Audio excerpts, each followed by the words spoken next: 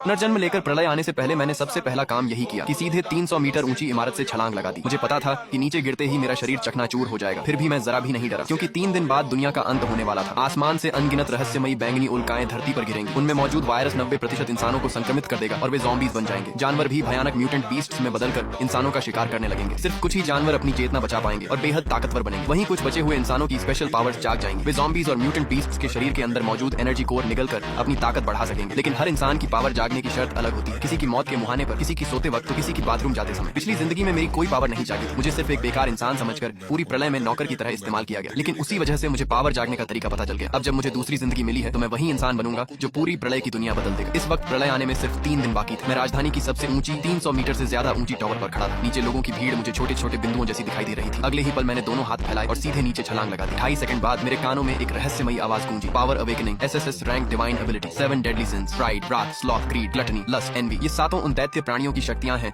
जिन्होंने कभी देवताओं के विरुद्ध पाप किया था। अब से तुम उनकी सारी शक्तियां हासिल कर सकते हो। मैंने तुरंत अपनी आंखें खोल दी। उस समय जमीन मुझसे सिर्फ कुछ मीटर दूर थी। अगले ही पल मैं खून के ढेर में बदल जाता। लेकिन तभी एक तेज चीख जैसी आवाज गूंजी और मेरा पूरा शरीर अचानक हवा में रुक गया। 7 deadly since, sloth, undying big bird की उड़ने की क्षमता। मैं हवा में तैरने लगा। नीचे खड़े लोग यह नजारा देखकर पूरी तरह हैरान रह गए।